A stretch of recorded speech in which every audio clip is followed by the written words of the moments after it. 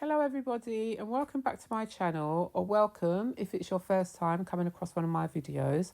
And I am the mature exotical lady. And today I really wanted to introduce the talking points around understanding autism in women.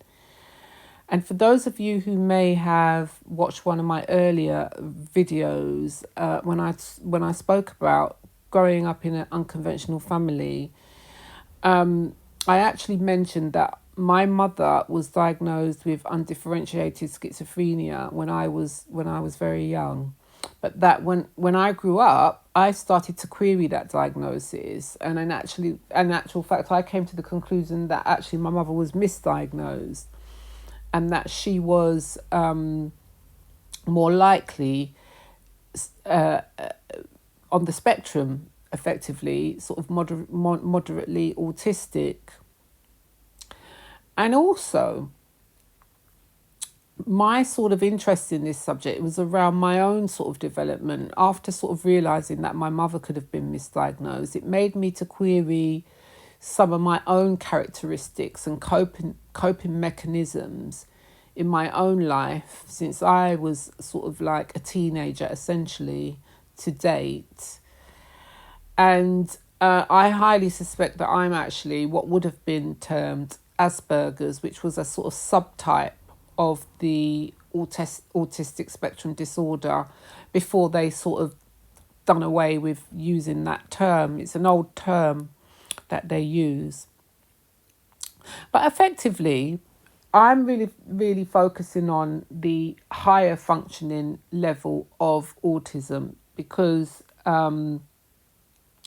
autism is collectively known as the autism spectrum disorder, but it refers to a group of developmental disorders. And the way how these conditions affect people who have the disorder, they they tend to behave differently, and it affects people in the way they socialize and how they communicate with others, and how they understand the sort of non communication behavior of other people as well.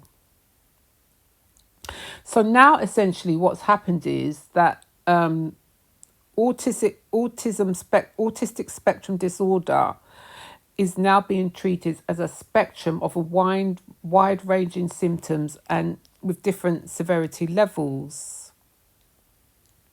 And they have said that it's more common in boys, but this is what I query, because from a lot of the information that I've read, and I've read quite a bit about this, I'm specifically looking for information around how it affects women, particularly in their day-to-day life and in their relationships, because as I said, I was starting to really query my own levels of anxiety and, how could I put it, emotional intelligence, my ability to understand other people, and also my capacity, my sort of what I would call high tolerance level for quite abusive behaviours towards me during my life.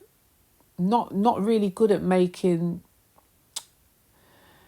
in my professional life, fine, but in my personal life, I have struggled with making wise decisions from an emotional point of view, really, in relationship with others, not just personal relationships in romantic relationships, but also in friendships. And I mean, and it's got to the point for me where outside of work, I have some what I would call long term friend. What would friends be the right word? I wouldn't really say friends, but yeah, I suppose I would say friends, because there was a time in my life when me and these couple of individuals were really quite close when our children were growing up. And although now we don't have so much frequent sort of contact, there is still a sort of long distance relationship where we will phone each other, and I will talk to them on the phone, you know. And so I wouldn't say that I'm completely without friends, but I'm certainly someone who doesn't need friends, and I don't think that is. I wouldn't say that's the norm. And I also have a very high tolerance for unusual situations, for sort of getting into unusual relationships, for feeling quite normal in what would be to other people rather unusual and intolerable types of relationships. And so I do believe that is because I am sort of neurodivergent, in the way that I approach life, in the way that I have developed, the way that my brain works, And as I said, I don't have any problems professionally. Professionally, I have a really good career, Professionally, I'm a lawyer. I do my job very well. But the problems really have been in my personal life, in my personal relationships, and really in my ability to sort of like make sense, make sense of my day-to-day life, really, outside of work. And I mean, it has affected me in sort of areas like executive functioning. I'll go on to talk about that. But anyway, I suppose the first thing I really need to do, having sort of introduced my reasons why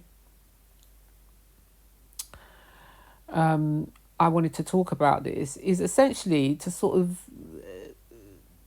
as I say, introduce the subject. So, I mean, on a general scale, what are the symptoms of autism? Well, what they say is, and I'm getting this from information from Healthline, and what they say is it's most commonly diagnosed in children between the ages of 3 to 7.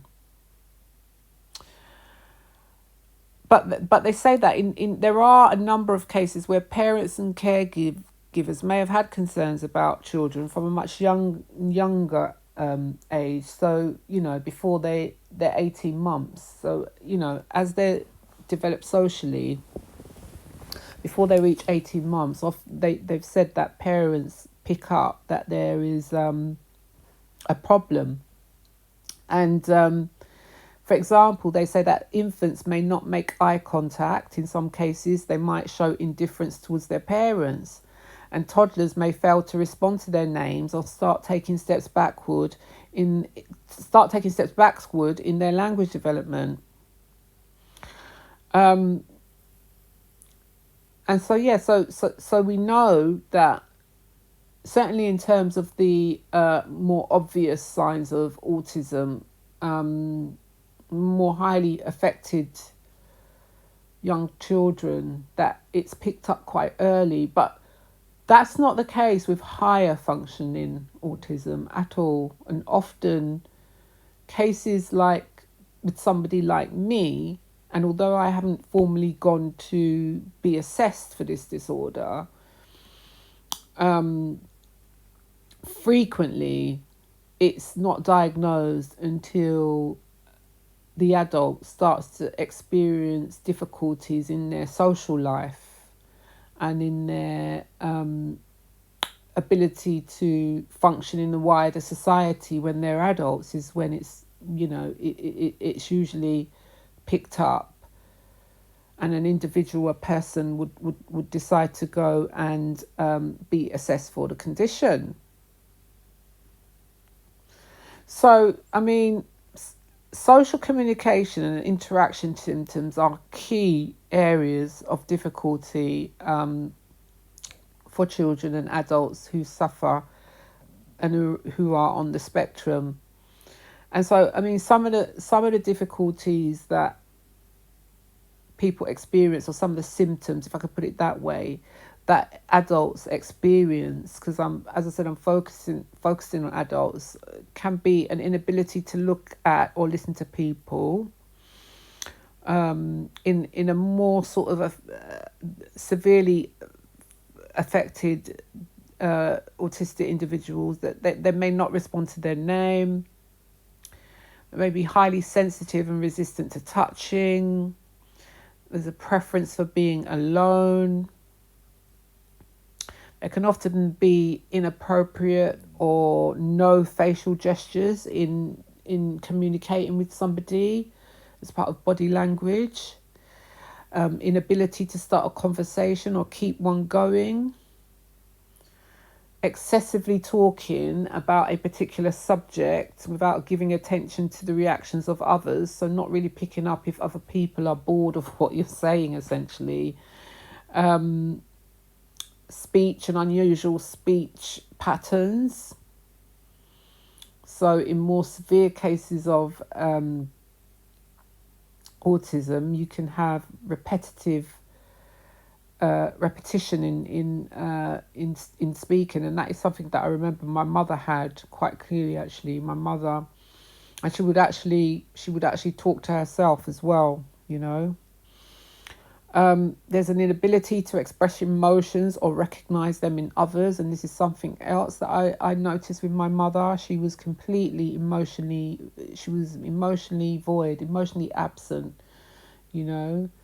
She had no divergence of expression in any situation whatsoever. She could verbalize her awareness of something. So, for example, when my father died, my mum was aware that my father died, but there was absolutely no emotional response to it whatsoever, And likewise, when my mother was ill, she would be unable to articulate that she was feeling any pain, I would have to notice, we would have to notice if there was something wrong with my mother. She would not verbalize any changes in her body, if she was experiencing pain.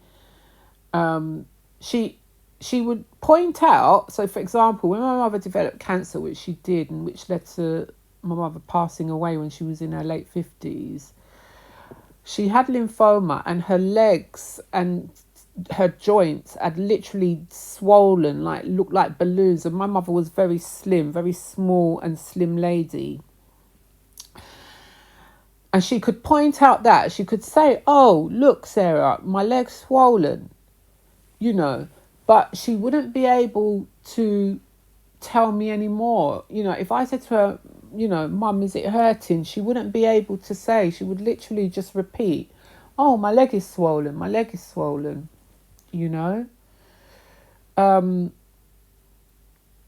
So yeah, she just had no ability, and my mother would just really just sit there. She would smoke a lot. She was a heavy smoker, and she would just drink. I mean, she would literally just drink and smoke all day if you let her. And so we would have to literally social police my mum's sort of daily habits, really, so that she wasn't smoking excessively and she wasn't drinking excessively. And then in between, smoking was, oh gosh, my mum, God bless her, my mum and smoking, and I recognise that was one of the ways that she needed to sort of self-soothe now, which is something, again, that autistic people do. They have ways of self-soothing, and one of my mother's self-soothing was actually smoking. And she would literally, she would puff, she would just literally, if you allowed her, would light up one cigarette after another, and she would have the same pattern of putting the cigarette to her mouth, pulling on the cigarette butt, and then, blowing out the smoke. It was just repetitive. Until the cigarette, had come to the butt, and then she would stump it out in the ashtray.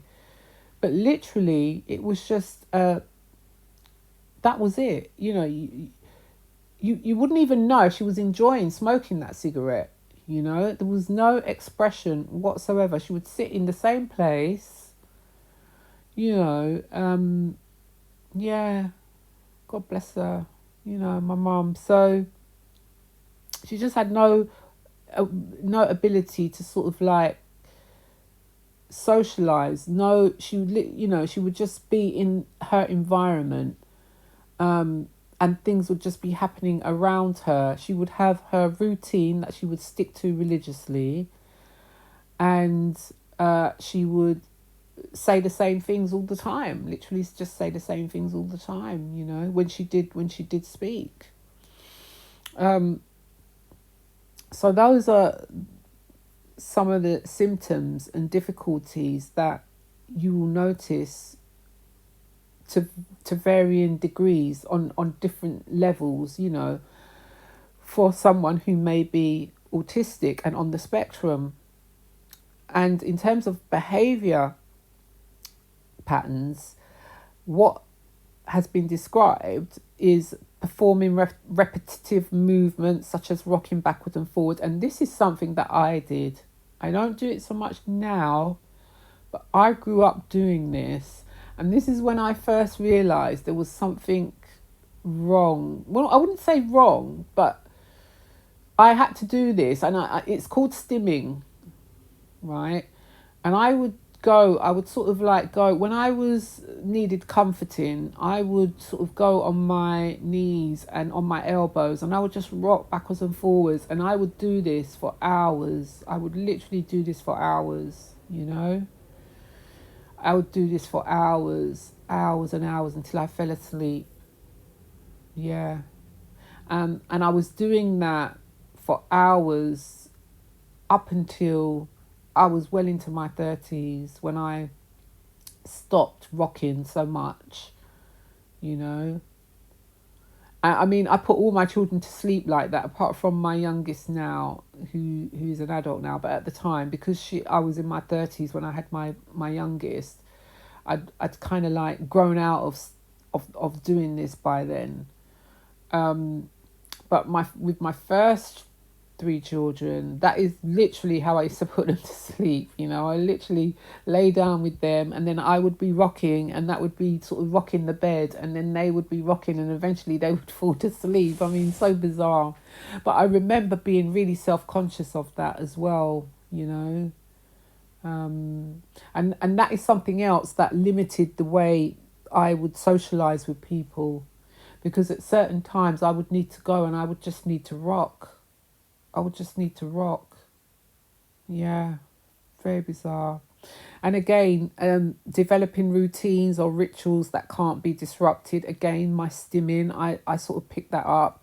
And with my mum, I picked up, as I said, that she would literally just chain smoke, but in a repetitive way, way. There was no interaction. There was no divergence in the way she would move her hands. It was just literally, puff, puff, puff, puff. So yeah. And it says self-harming, including biting and head banging. Now, I have a daughter, my eldest daughter, who would do this. She would do this. She would head when she was about 2. She would headbutt. She would start head banging as a form of, again, what appeared to be stimming, And I used to always have to say, no, Cara. I used to have to try and stop her. And then when she was at school, they would say that she would do that as well when she became anxious. When she became upset, they said that she would, she used to go and find somewhere like a corner where she could literally just rock and be sort of tapping her head against the wall as well. Yeah. My eldest daughter. Yeah. Yeah, she would do that. It says repeating words and phrases, and again, that is something my mother did. Becoming extremely fascinated with a particular subject matter, fact or detail. And this is really interesting because for me, I believe this manifests with me is that I will get obsessed with something. If I have an interest in something, I will literally become so obsessed with that particular interest for a period of time. And then I will buy everything that's necessary to buy, even if, just to have what might be needed. For example, I think there was a time when I wanted to make some skincare products. I had this sort of fascination with preparing my own skincare products. And I just went and I ordered all this sort of like chemistry paraphernalia. I don't know anything about chemistry, but I remember ordering all this chemistry paraphernalia, and as well as the ingredients, and I sort of literally spent like hundreds of pounds on all this stuff. I never used it. I read up on how to sort of put together some lotions, body lotions, mainly sort of lotions that would act as a sort of chemical exfoliant as well. I was trying to make sort of like a version of CeraVe. CeraVe is that cream that you can put on your skin, and it sort of gently exfoliates your skin and leaves, takes off all the dead skin. So I remember, things like that I would do. And to this day, books, I mean, I have literally, I could fill my house with books. I've had that many books in my life. I've given a lot of books away, but I love books. I've still got loads of books. All the rooms in my house have bookshelves, and it's not just about the reading for me. It's about the books. I just love books. So some would say a book collector. I wouldn't quite say book collector in the sense that I have an interest in collecting old books or particular types of books and things like that. I just love the feel of new books and buying new books, and yeah. And also if I like something, like say a jumper or trousers or a skirt, I really like it, a pair of shoes, any sort of clothing item that I might like, yeah. Or even cream, perfumes, anything like that I like. I will want every one of different colours or, different range of the same product. I will literally not feel happy unless I have the whole sort of collection, literally, Yeah.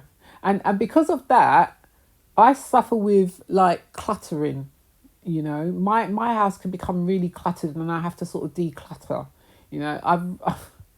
I'm at risk of being a hoarder, but not a messy sort of untidy hoarder, but just having way too many things that I never actually use, all because of this issue around must have like every different colour of something that I like, sort of way of thinking. And, whenever I try to sort of curb it, it doesn't really work. It doesn't really work for me, it doesn't really work.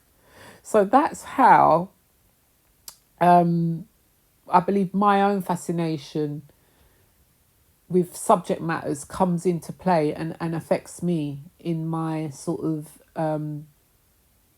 way of thinking, and it's quite impulsive. It can be quite impulsive and quite sort of very difficult to control. Yeah, absolutely. And so something else is they say is experience sensations of light and sound more or less strongly than others. That is something that does affect me.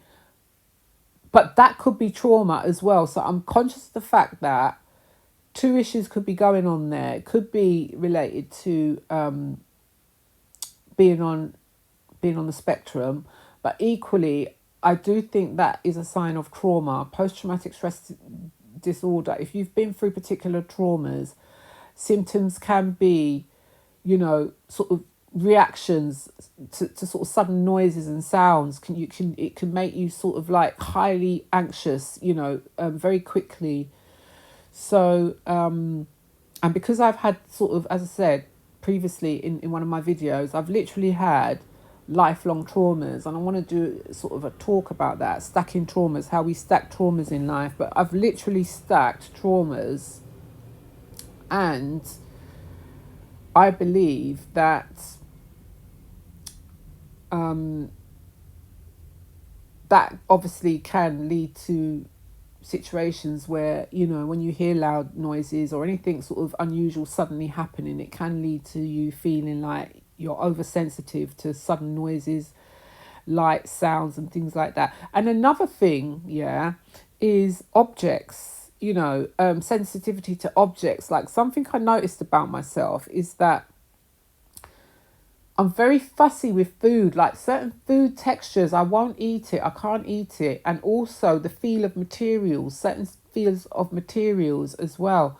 I would notice that I'm very uncomfortable. And this was really pronounced in me when I was much younger.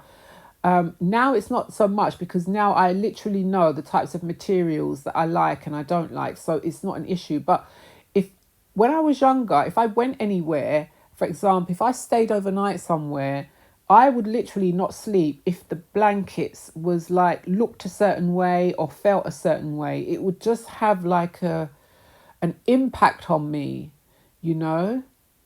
And the other thing, and this is something that still affects me now, is that I will literally have I have like a soother.